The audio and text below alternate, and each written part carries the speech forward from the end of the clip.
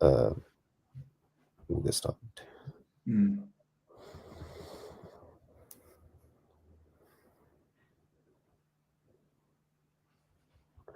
I'm still pissed about like staying up on a Thursday night, and then that fight was so crap. You actually stayed up for it? Yeah, because like I didn't have anything else to do other than Jumma in the morning, so. Oh man, I can see why you'd be annoyed. I watched it first thing in the morning, and yeah, I think I gathered my thoughts on what I thought of the fight very quickly. I was proper not interested in, like after a fight, I go look at different boxing YouTubers sort of reactions to it. So like From their Chris, perspectives, yeah. like Chris Andres or Hatman or Ade, whoever. After that fight, I was like, I'm gonna watch the video, but I'm not gonna watch it. I'm just gonna give them the view, and then I'm not watching it because that fight pissed me off. I don't want to hear anyone's take on it because I just. I get it. Yeah, I think I looked at a few videos and the general consensus was quite clear, to be honest. So Yeah, I don't think it means much. Yeah, everyone was pissed about that performance, but I think it's a. In fact, we'll get into it once we start recording properly. Yeah, let me just quickly tweet this out and then. Yeah. I think. Stop.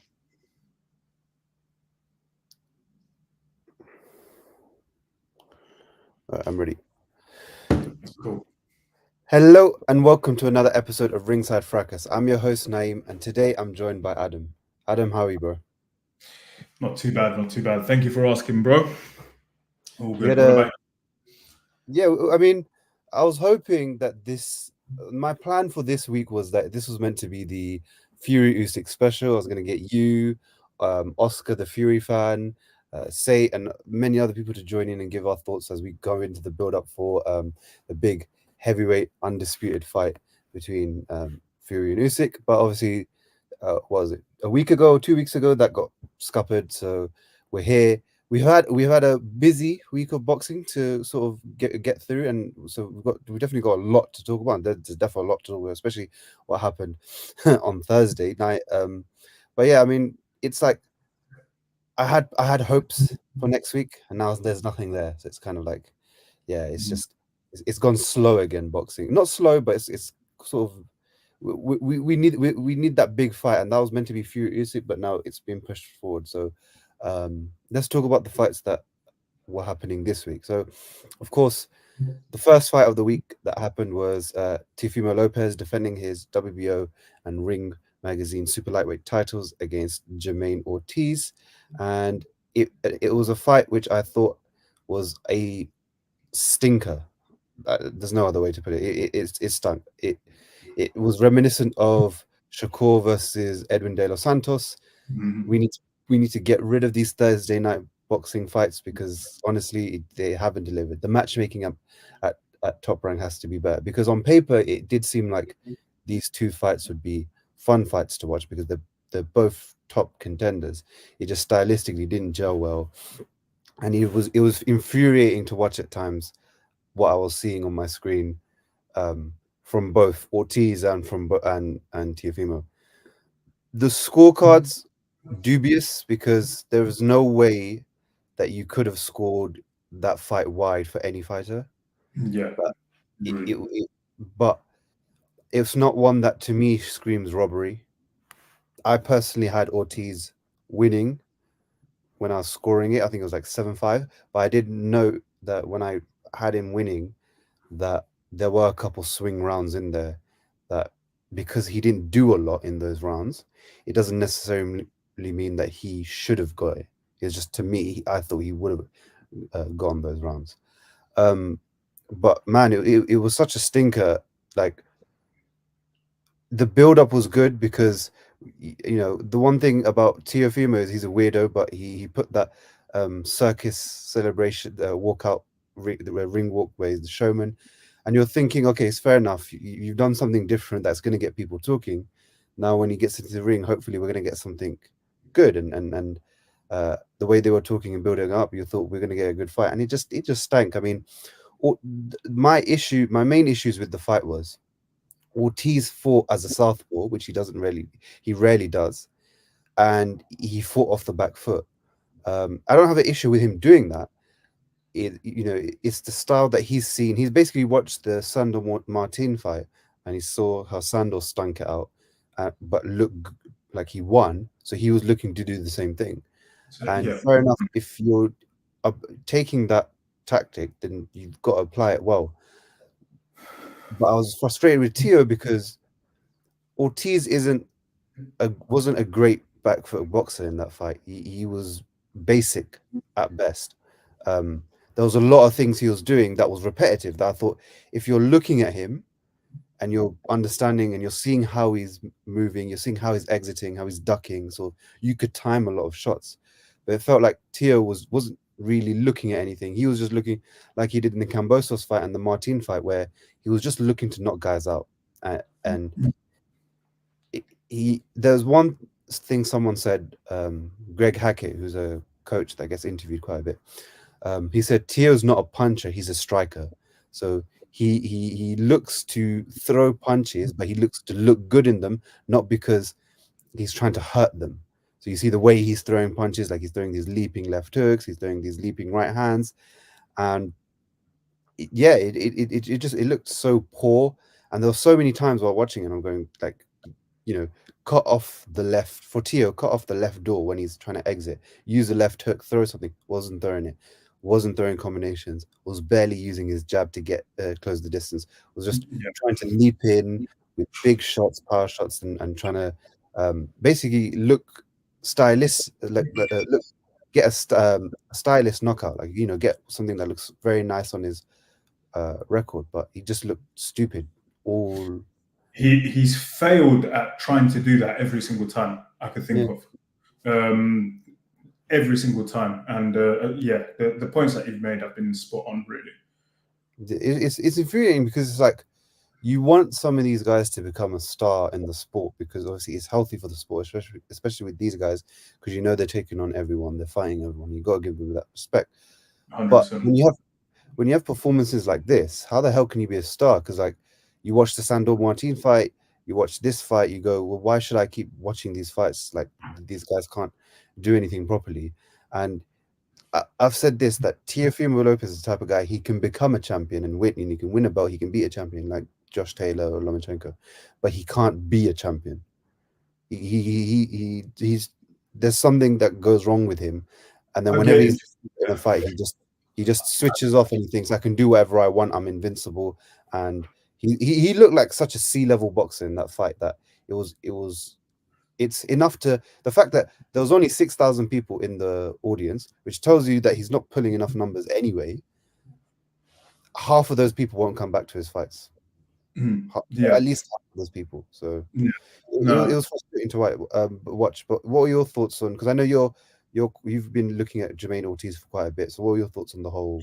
So with Jermaine Ortiz, I think he is a very, very game fighter, and someone that's quite unlucky because he poses a very high risk for anyone with a belt, but very low reward because of him essentially being an unknown fighter. We were having this discussion in private about where we think he is. Of course, it was I believe it was the first fight at 140, previously at 135.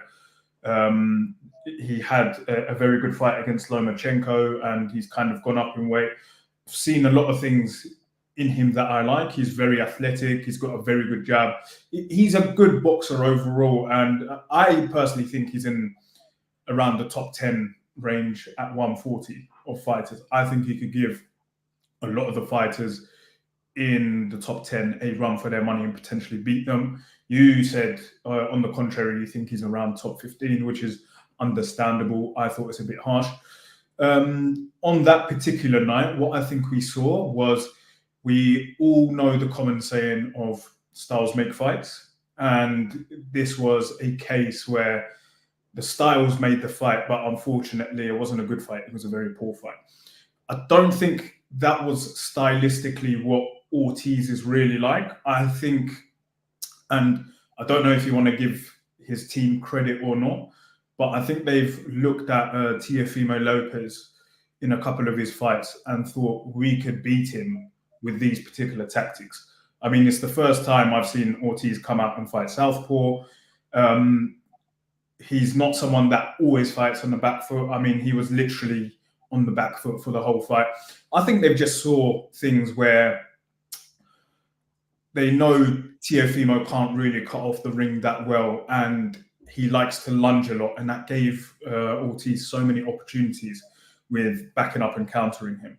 So it's a thing where it's not fan friendly, but if you've gone into the fight with the idea of we just want to win, even if we have to win dirty, then you have to give his team credit for them seeing that opportunity. I think he fought, in terms of tactics, a well tactically fought fight. I don't think he did anything that impressively. Like you said, it was a lot of basic things of the way he was moving out. It was just made a lot easier for him because Teofimo Lopez made his night that easy. He didn't try to set up shots. He was awful at cutting off the ring. Every time he tried to come into range, he didn't try to close the distance with feints or doubling up the jab or anything. He was just lunging in with leaping hooks and what, like you said. And a lot of the times when he lunged in incorrectly, where his head was even ahead of his knees and whatnot. And Ortiz was able to catch him with some nice counters. I mean, from a fundamental perspective, he didn't fight a good boxing fight whatsoever. And I think that kind of gives us a glimpse in Teofimo Lopez, where he's a bit of an enigma, where he is such a gifted fighter. He's technically very sound. He's extremely athletic. If you look at him as a fighter, he does have that X factor where you think this guy can be a superstar. But unfortunately, it depends totally on what type of style is coming his way. He was able to look very impressive. I mean, the fight against Josh Taylor, he looked like an absolute world beater, like an elite class level fighter in that fight. And then, like you said, the fight with Ortiz, he looked like a C-class fighter. I think it's not about what Teofimo turns up, because I don't think it's a issue of mentality or him not training accordingly. I just think it's about the style that's in front of him. He's very good at counter punching, and he's very good at fighting when he's not having to go and cut off the ring and apply pressure the whole time. I mean, we've seen that with even in the Lomachenko fight. A lot of the time, it was Lomachenko that was actually pressing forward, and Teofimo was kind of keeping him at bay, jabbing and kind of keeping him off with his power shots, because he does carry power. But when it's up to him to kind of take the fight to a fighter, he doesn't seem to do it that well. I think he really needs to learn how to cut off the ring, how to use his foot placements correctly. And yeah, there is still a lot to learn for him if he wants to excel and really become a superstar. So yeah, that's what my thoughts were personally on it. Yeah, I think with the whole cutting off the ring part, I feel like he's had this issue again with Sandor Martin, and you haven't improved. I feel like I wouldn't say get rid of your dad, but you'd have to get someone like, one thing Chris Andre mentioned in one of his videos, getting Eddie Reynoso as a trainer, because him and Canelo stylistically, in terms of how they're built, because Canelo as well, I've always maintained this take throughout the last like 5 years, that out of all the elite fighters, Canelo probably has like the worst footwork. But what makes him elite, is what Reynoso trained him to do, which is cutting off the ring, stepping with your opponent, and then launching, pressure fighting them and launching those big combinations. That's why I feel like Lopez has to kind of now get into the. But that's the thing. He's very weird. That mentally, I don't think he's all right. I mean, I don't think most people that are in this sport are mentally all right. You're getting punched in the head for a living. Yeah, you need a few screws loose if you're becoming a professional boxer. I agree. So, yeah, but with Lopez, I just feel like he feels like it's him and his dad against the world. So I don't think he's gonna change the trainer, or at least go to someone like Eddie Reynoso and try to get some help from him. But I feel like that would solve a lot of his problems against movers. But that's the thing about Teofimo Lopez, which Chris Welch says here, is he's the biggest boxing mystery because he's out there hot and cold every single time. Where when he fought Sandor Martin, looked rubbish. When he fought Josh Taylor, looked amazing. When he fought, Jermaine Ortiz, he looks cold again. Like you don't know what to expect from him. Um, Yeah. and he says that Haney was always his number one at 140 because Teofimo Lopez is too hot and cold. That's fair enough to say Haney's your number one. For me, it's still Teo. For me, it's still Teo because Haney still has to get that win over him or another champion, if that makes sense. Yeah. Or you can argue there is no number one. There's four people out there and they've all got It's a big toss up right now, to be totally honest. It's a big toss up, but that's what makes the 140 division really exciting right now. We've kind of seen that class in 135 kind of move up now, and things are starting to heat up a bit. So we have a good few years of boxing coming with these guys, especially because it seems like none of them are really looking to duck anyone either. They're all on the smoke. So yeah, it looks very promising. Yeah, and yeah. So for Tio, I think the next thing that we kind of got to see is I feel like he should fight someone like a Subriel Matias, who's the IBF champion, because Subriel's not a boxer. He's a come forward. He's one of the best pressure fighters in the sport. That's really gonna play into the style that Tio wants. He wants someone to stand there and trade with him. And Subriel can also hit hard. He can definitely crack Teofimo hard. I think the one thing Teofimo hasn't come to grips with yet is that at 140, he's not the same puncher he was at 135. So that's going to be a real litmus test to see. Firstly, can you take a big shot from a guy that can punch really hard at 140? And secondly, can you crack that guy or when he stands there and takes your shots flush? Because he does take a couple shots to Subriel Matias. So if I'm top rank, I'm looking at Tia and I'm going, look, that was a crap fight. Same with Shakur, like it was a rubbish fight and it's made his stock go down. But let's see if we can get this fight, because if he wins, it's a unification bout, and you'll see everyone, because boxing fans are reactionary. You see everyone go back on Teofimo. He's everything pound for pound, whatnot. So I think that's the angle that they should be looking for. What do you think next for Teo? I think that's a very good fight. I just wish people understood how dangerous Matthias is, because that guy can crack, and he's kind of gone under the radar at 140, where a lot of people haven't heard of him, but he is a scary, scary man. And I think he gives all of the top fighters at 140 problems. And he's an exciting person in the mix because the way he fights is so fan friendly, and you're bound to see fireworks. And I think his style would bring the best out of Teofimo Lopez as well. And it's a real litmus test, like you said, for both of them. And there's going to be like, I don't know if you could count Teofimo Lopez as a star yet or not, but out of that fight, a star will be born, most definitely, whoever wins that. And I can't actually call it because I still think there's question marks over Matthias at how good he is. We haven't really seen him tested yet. So that would be a very exciting fight for the purists. Yeah, 100%. And speaking about big fights at 140, I forgot about this. I just remembered it now because you reminded me. Devin Haney's taking on Ryan Garcia.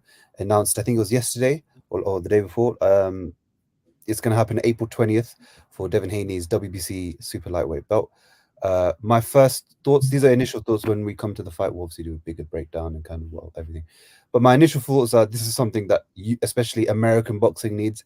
They needed a big fight. They need some of these fights to happen. And these are two of the four princes that we've been talking about for the last 3-4 years coming together. And their history is there. The fact that look, the two of them know each other since the amateurs. They've had 6 fights in the amateurs. It's 3-3 between them. This is game 7, but this is where all the stakes and everything's on the line. Top world titles on the line. For Devin Haney, his undefeated record is on the line. And for Ryan Garcia, this is his chance at redemption. He feels that he was hard done by in the Tank fight with the whole rehydration clause and whatnot. What are your thoughts about that? I get it, Ryan, whatever, but for Ryan, this is his chance to sort of get his name back into this big mix. of boxing, and also to kind of prove to everyone that he is who they said he was from the beginning, and try to become fulfill his dream of becoming um, a world champion. And to them, this is like the proving point, isn't it? Like you both come out of the amateurs and you both are 3-3. You both want that extra, that seventh, that fourth win over. Now it's at the pros, and it's like been, I think it's been like 8 years or 9 years since they last fought each other. I can't remember when they last fought each other, but since then it proves it. You're kind of proving to each other, when you whoever steps in and wins on April 20th, that everything I've done since is proven that I'm better than you, and this proves categorically that I'm better than you. I've Mm. chosen my trainer better than you. I've chosen my professional career path better than you. My style's better than you. Ultimately, I am better than you. So this is gonna be a great fight. I can't wait to watch this fight. Obviously, this is one of those fights where I have to stay up. It doesn't hit me the same way that Tank Garcia does, because I feel like now, before, at least with Garcia, you kind of had an understanding that he was decent and he was on a roll. Now he's only had one fight after Tank, which was the Oscar Duarte fight, and even though he did win by knockout, he didn't look. He It looked was, slow. He didn't look confident. And to me, this is just me putting my tinfoil hat on. I feel like this is Golden Boy's chance where they're gone. Rather than letting Ryan lose to someone else that's lower, let's just go for the highest name possible, get as much money as we can, and then at least, even if Ryan loses, we can still then build from there. But at least it's for a world title this time. yeah. So from that, I guess you can tell that I think Devin Haney's gonna probably beat him. I think Ryan will be shocked by how um, the timing and the footwork of Devin Haney, because he's really solid and is like similar to Prograis. I think that's gonna be the key difference with the footwork. But Ryan's, like he always does, he'll have that puncher's chance because of his fast hands. But I think his footwork is going to get exposed. What are your first thoughts on this big fight being announced? Yeah, I mean, I'm really happy this fight is happening because despite how how much I respect Devin Haney's mentality and how he's kind of gone after every fight, he still hasn't really established himself as a pay-per-view star by any stretch of the imagination. Now I feel like he's gonna get a taste of some real numbers because whether people like it or not, Ryan Garcia is going to bring eyeballs to this fight. Um, in regards to how the fight is going to go, I think Haney's going to win, of course. I mean, looking at how both of their professional careers have panned out over the past couple of years, one has kind of overtaken the other by quite a large margin as well, I'd say.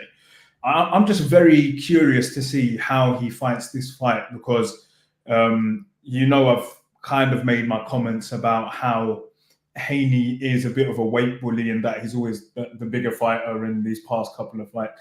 Now he's fighting someone that's really around his weight limit and even arguably a bit taller as well. So I want to see how he manages the distance and range against a taller fighter this time round. But I don't think Garcia really has the fundamentals and the footwork to really question it that much. I think it will be a shutout fight for Haney.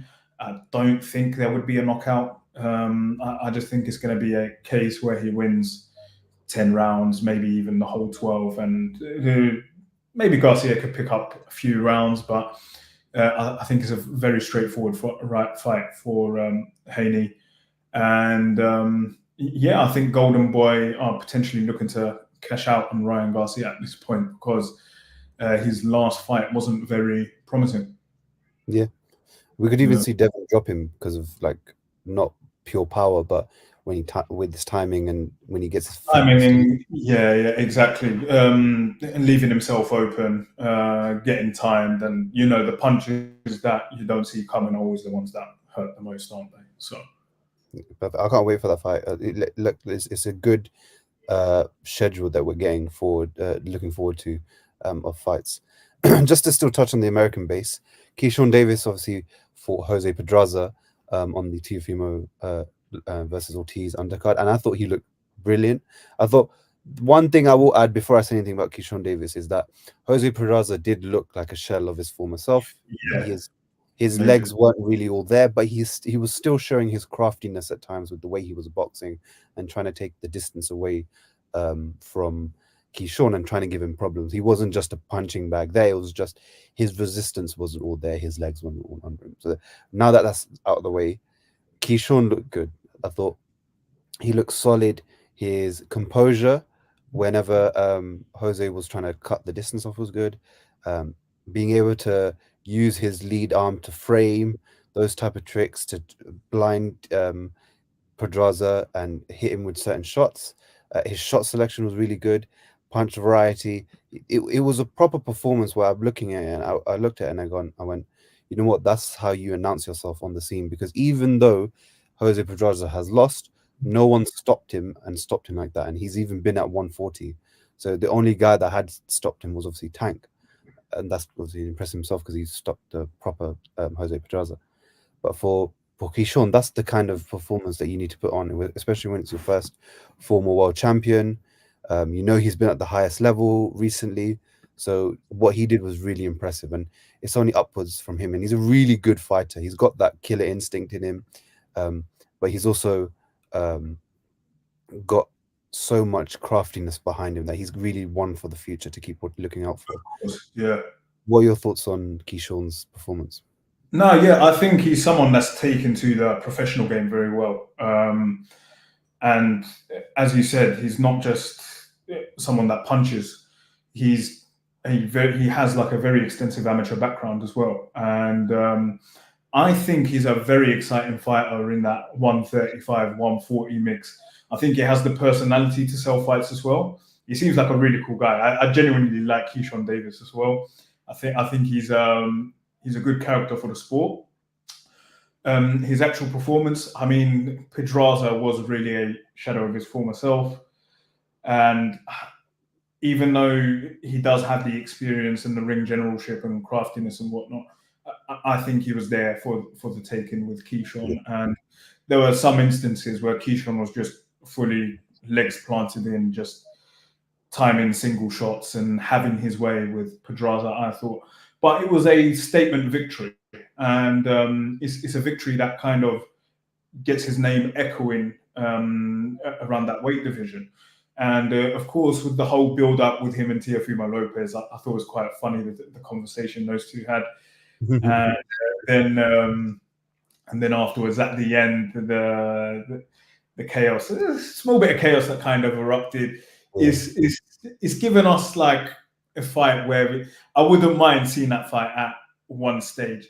I don't know if I want to see it right away. I do think Keyshawn needs a bit more building up and a bit more fights like that.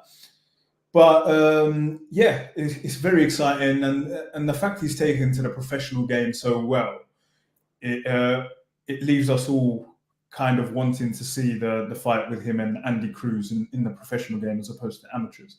Yeah. And I'm sure that's a fight that all the fans are going to be expecting real soon.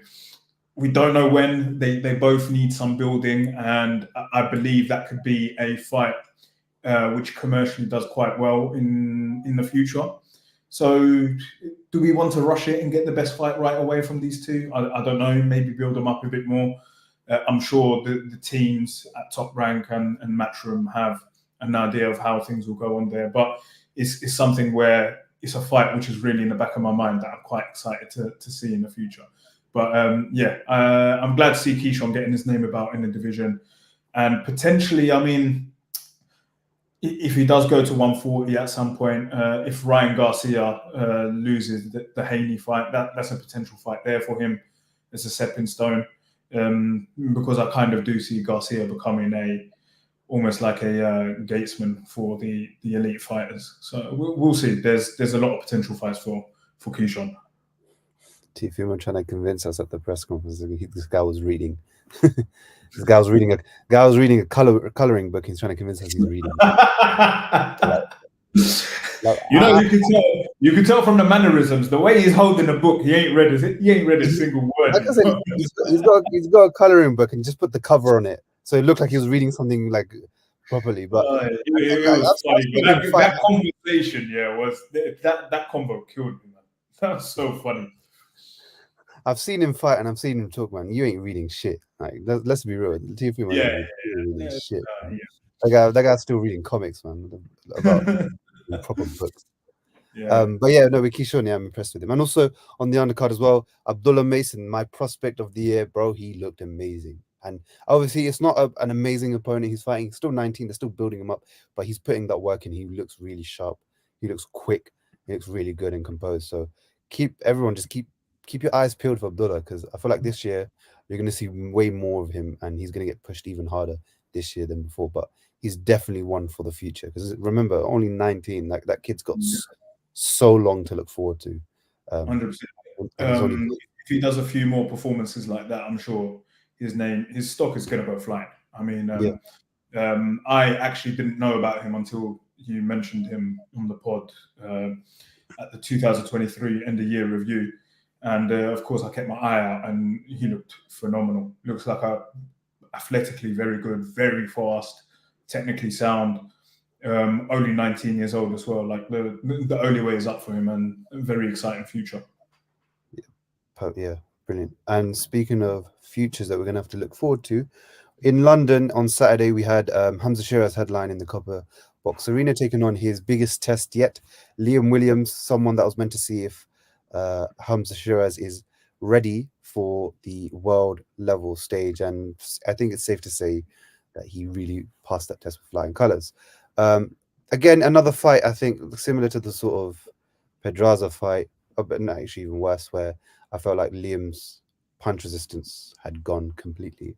But I did mention on the morning before the fight, someone said, "Oh well, you know," and he was right in mentioning this. CR Boxing, big up him. He was right in mentioning that Liam Williams is very tough. He can take a couple punches and he can. Throughout his career, he's shown that he's tough. He can rally back and he can really make a fight tough, especially for someone like Hamzah Sheeraz. But what I did mention was when you watched that Eubank fight, you saw that Eubank was dropping him off jabs. That's an indication to me that your punch resistance is gone. And the only reason that Eubank didn't stop him was because Eubank didn't want to stop him. He wanted to play with his food. He didn't really care about getting the stoppage. He just wanted to make Liam Williams look bad. So that was my only thing going into this. How would Liam react to the punches? And we saw straight away that one good jab that Hamzah timed put him down straight away. And it was just all she wrote. Like, Hamzah was just getting his timing off in that round and put him down. And I'm glad they stopped the fight when they did. We don't need to see Liam Williams get flattened and get put over like that, because you could just tell he wasn't any much resistance. But for Hamzah, he did what was expected from him. It's not a performance I'm looking at and I'm going, wow, this guy could win a world title. I've always thought he's got the potential, especially in this division. It's a very lackluster division. He can definitely win a title. It's changing. So the new era still hasn't stepped up yet, but he can definitely win a world title. But this performance didn't really change much of my opinion of him. It just showed his maturity, but also he's able to get someone out there as quickly as possible when they shouldn't be in there with him. So it was an impressive performance all around. I would give it like a 7 out of 10. It wasn't like a wow, amazing, those type of performances, but it's like you did your job and you look good. He looks the business at 160. Yeah. What's your thoughts on Sheeraz? Yeah, no, I mean, really, it's more to just echo what you said. I don't think yesterday's fight answered many questions about him at the world level, because of Liam Williams was really a shadow of his former self. But watching it, it looked like a very impressive performance. I mean, one thing I had to note was his timing was really good. But I mean, Liam didn't move out of range. He made it a very, very easy night for Hamzah. So I don't think it answered many questions. Is he ready for the world level? Potentially, just because of how weak the division is. But it opens up quite a lot of tasty scraps in the domestic scene anyway. I mean, Frank Warren mentioned Eubank right after. That's personally a fight I'd love to see. I think would be a very good fight. And just pause in advance, but Sheeraz is huge at the weight. I don't know how he makes 160. Like, he is ginormous. So if he could keep at that weight and keep fighting the way he does. I mean, the timing yesterday was impeccable. The way he timed the jab, the way he timed the uppercut as well that dropped him. He just seemed like he had very good timing in that ring yesterday. And it was an exciting performance because it leaves a lot of questions which are desired to be answered, but it makes us look forward to that many fights in the future. So overall, I think it's a good fight for his stock. People are going to be more excited to see what he has to offer, and the only way is up for him. Yeah, 100%. Chris Roach is saying Sheeraz was just too powerful in the ring, and that Sheeraz versus Nathan Heaney for the British title makes more sense than either than fighting Eubank Jr. Eubank should fight for the world title, not these two he expects to beat. Nathan Heaney's fighting next month on the Joe Joyce versus Cash Ali card, defending his British title against Brad Pauls. If he gets through that, I wouldn't mind seeing Hamzah Sheeraz take on a British title and pick it up, because I feel like that would boost his stock domestically. More people know about him, and also he's someone that if you want to sell to the casuals, it's good to sell them with a title on their shoulders, even if it is a domestic title. But with the Eubank stuff, because obviously they called out Eubank last night. Eubank wouldn't fight guys like Janabek. He wouldn't fight guys like Janabek or Hamzah Sheeraz because there's not enough money in it, and Eubank isn't in this now for the legacy. He's in this for the money. So that's why he's still waiting for Conor Benn. As long as Conor Benn can sort out his UK fight issues, that fight will, as soon as Conor Benn sorts that out, I promise you, announce that fight within 2 weeks, and then that's the fight he's going for, because he knows that's the one that's going to make him the most money. And then if he wants to fight after that, either Liam Smith 3 or he'll do a Kell Brook fight. He'll call out Kell Brook and get Kell Brook to fight him. So expect Eubank to take on any of these guys, because he's not at that.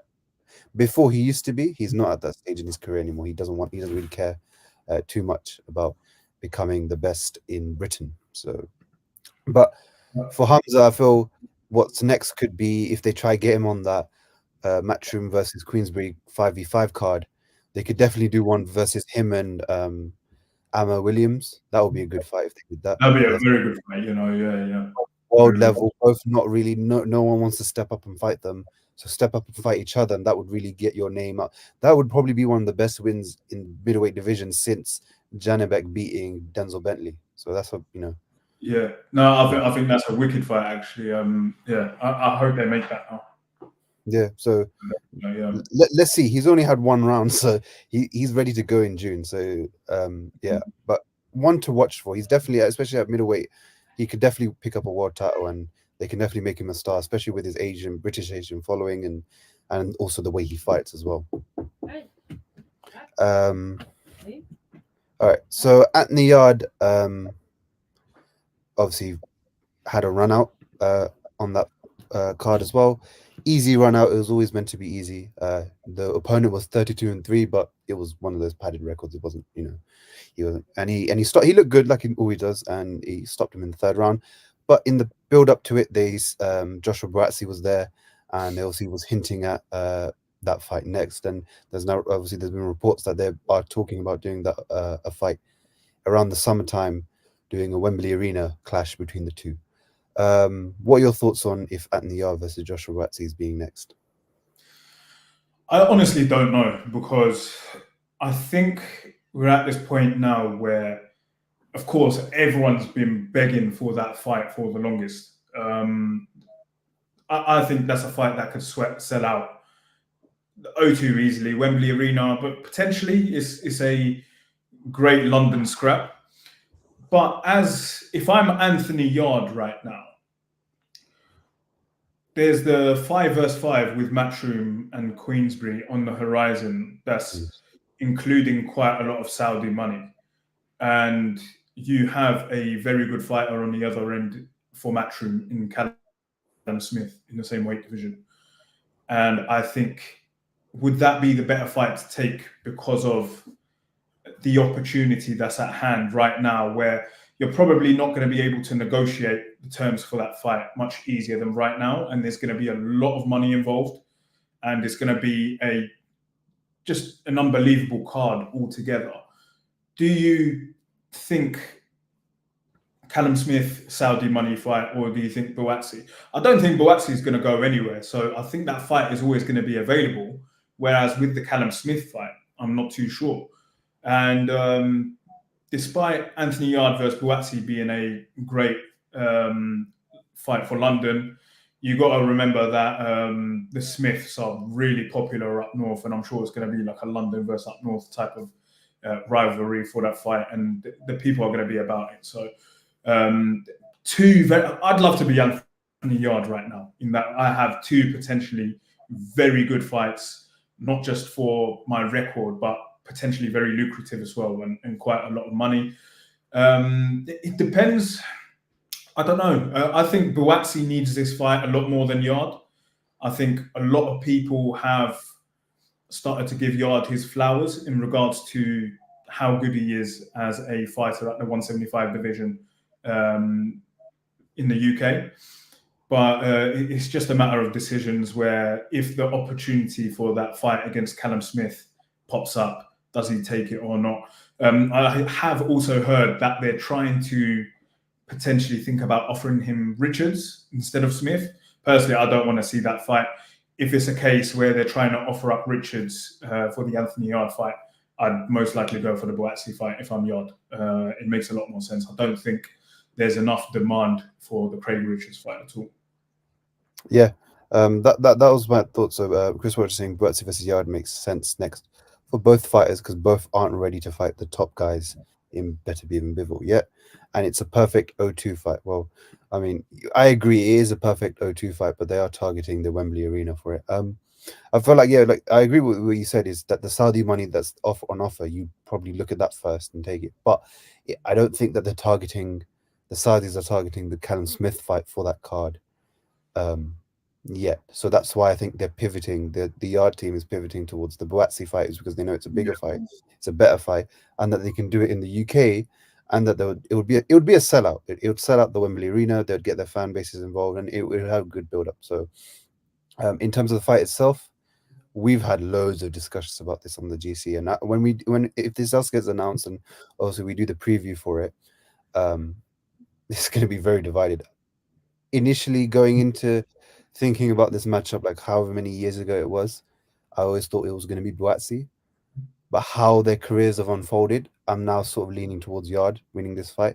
I think it's going to be a very good fight. That Yard's going to provide a sort of test, a side of Buatsi that he hasn't seen yet, because he's going to be in there with a fighter that can punch really hard, but also can set a pace, and he's really going to stick it to him, like we saw him do in the Better Beer fights. Like you can't take a back foot, or you can take a back foot, but you can't really press your foot off the gas because Anthony will come at you. And Joshua hasn't done anything for me recently, like we've discussed in the last week's pod, that he hasn't really separated himself from the British scene. He's the way he's fought those fights, that he still looks like he can be beaten. So it's a very good fight.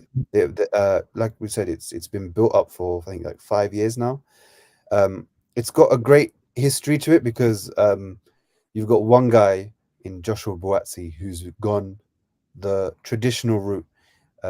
Did amateur boxing when he was at uni, then went to amateur competitions, won them, went to the Olympics, medaled there, got bronze, and then from there he's been pushed as a matchroom fighter because everyone was looking at him to be the next star in the British light heavyweight scene.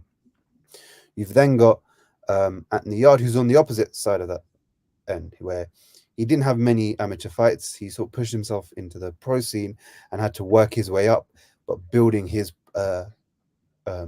platform and his brand while he was doing it.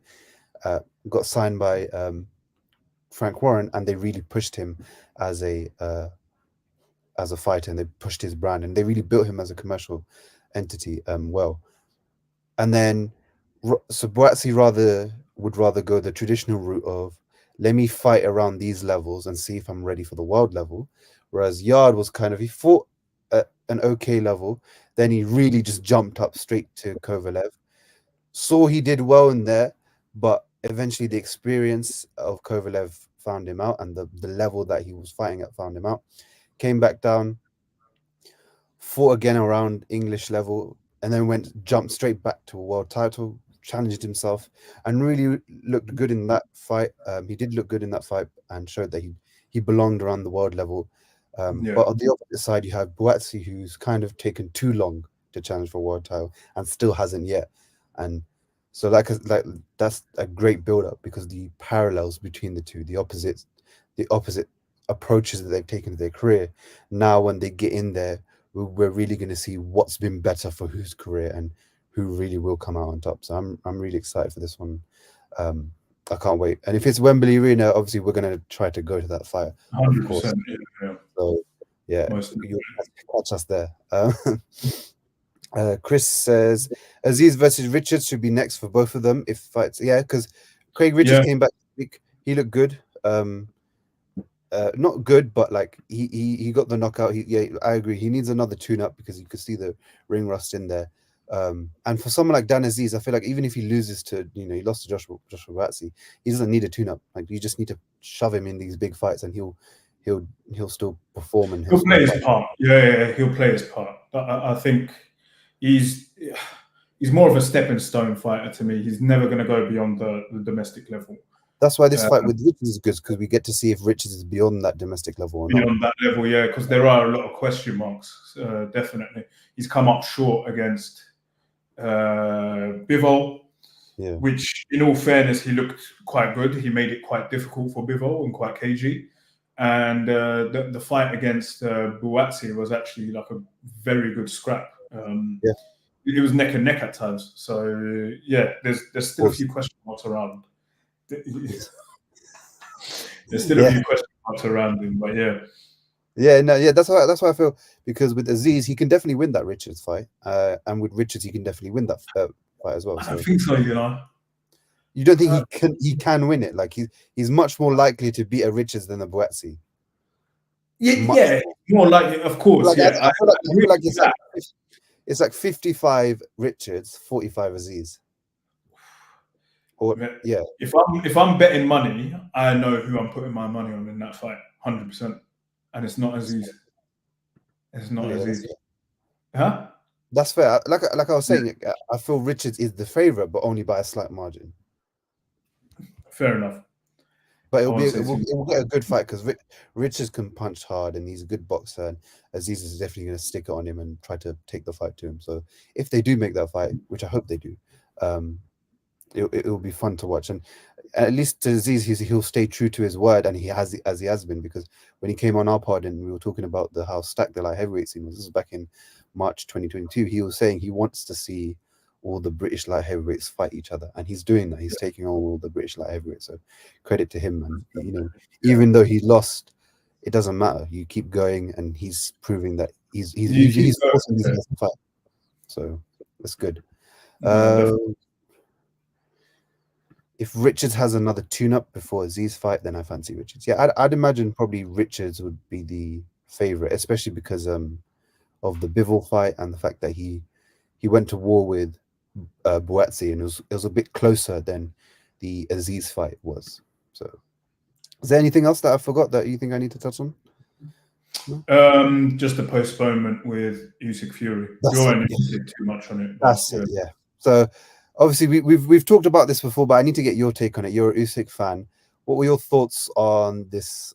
Obviously, Fury getting a cut in sparring, the video coming out, and then obviously it getting postponed till May 18, where what's his name, Turkey Al Sheikh was there, like Suge Knight or Jay Prince holding him hostage.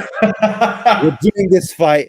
If someone steps away, they're scared and they're paying me 10 million. So what are your thoughts on all that nonsense going on over there?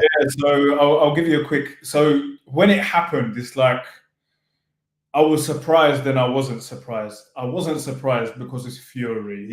He's a greaseball, and I expect something like that from him.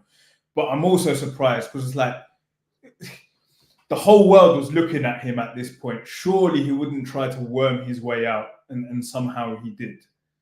And Naeem, you still there? Yeah. Oh, yeah. Okay. Cool. Yeah. So he still wormed his way out somehow. Now, how did he get that cut? I don't know. I don't think anyone would be desperate enough to cut themselves intentionally. I don't know. I just think he was having a very, very bad camp. It turns out that the rumors that were coming out seem to be true. I don't think there's much fight left in Fury. From what I've seen going around, apparently the whole 10 million idea was actually pushed forward by Team Usyk as well, where they've just had enough. And I think it was them that kind of pushed that forward to Turkey. And he implemented, being the boss that he is right now. He seems to be running the show right now in boxing. I could tell he's enjoying it, because every time he comes into any of these videos, he tries to bring that boss energy with him. You can tell he's trying it, but it's like, I'll be doing the same in his position. He's calling the shots right now, and I thought that video was quite good. And this whole fiasco has made the fight just that more bigger. You know, people are now questioning: is Fury going to duck again? Is the fight ever going to happen? There's so many question marks, but everyone is patiently waiting for that date in May now. And I think, I don't know, having a fight of that magnitude in summer is a lot more better than having it in winter. I don't know why that makes sense in my head, but I just feel like it's much better having it in summer, where a lot more people are probably more likely to go out there. There's going to be a better atmosphere and whatnot. And yeah, will he pull out again? I don't know. I wouldn't be surprised if he forfeits and pays the 10 million at this point. But it's a fight I really want to see, because I've always said from the beginning, I think stylistically, Usyk is just a nightmare for Fury, and it seems like everything is going wrong in his camp right now. So my words are seeming more and more true by the day, but we won't know until the fight actually happens. I can make all of the predictions I want until the fight happens and we see how the styles come together and how the fight pans out. We won't know until then. So bring on May 25th, I believe. 18th. 18th. Yeah. Even closer. Wicked. Chris says 18th May, I'll take that with a pinch of salt. We've been paid lip service, so obviously not happening on that date. It's got more delays than flights. And he also says, don't forget, we need to praise Fury because Fury is perfect, lads. Don't worry, we don't praise Fury around here. If you've been watching for quite a while, that's the last thing we're doing around in this podcast. It's the last thing we're doing. You'd think it's anti-propaganda for Fury around here, to be honest. I think most of us have had enough of this nonsense. We give him his credit for his boxing. We respect the fact that he's a very good boxer, but outside of that, we're not Fury. Me personally, I don't What, his know, boxing in general? I think in general. In general, I honestly think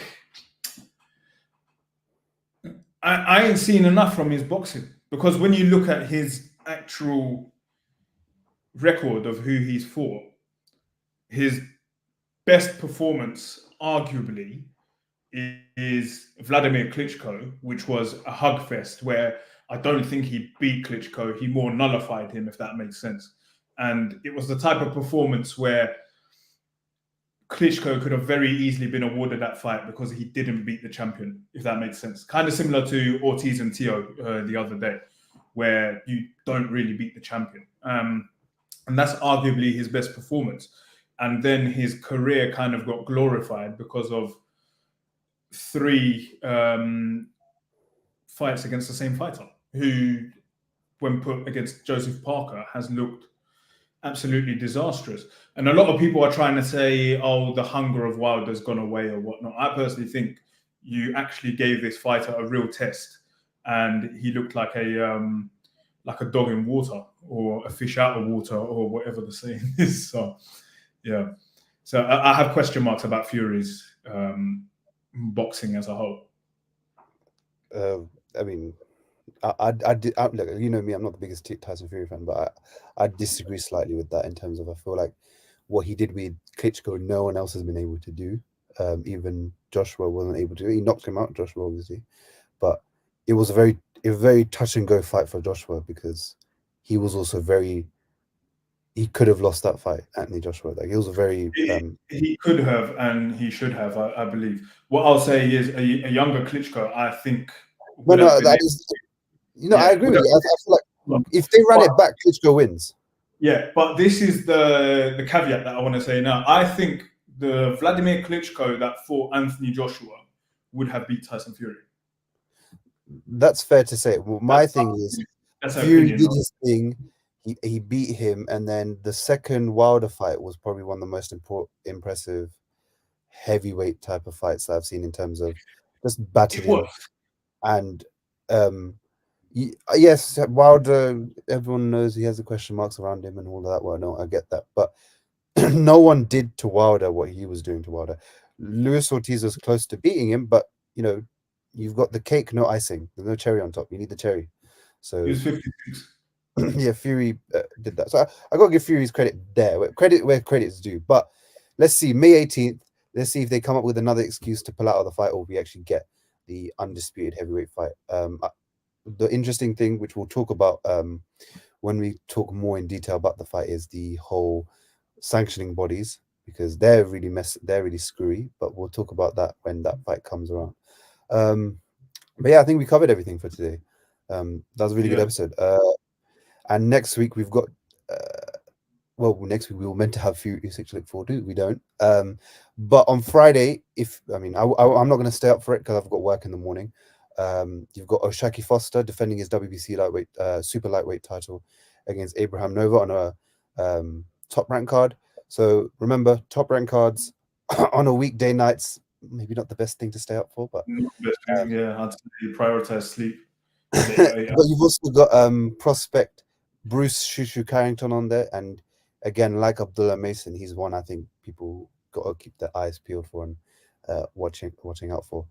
There's a couple other people and I can't remember, but top rank cards typically, when it comes to stacking it with their talent that they have, it'll be one to keep your eye out, even if you're not watching it live, to go and find the results out later. So, but keep your eye out on Ringside. We've got a lot of things planned, which once I've sorted them out, I'm gonna announce them on the Twitter. So subscribe on the YouTube, because these plans I have, they're gonna come out on YouTube.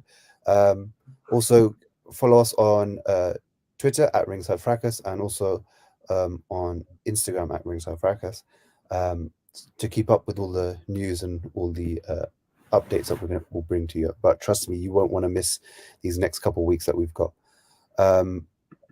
If you're listening on Apple's podcast or Spotify, give us 5 stars. And again, if you're listening on if you're watching on YouTube, like, subscribe, comment, and yeah, we'll see you next week. Thank you. Peace.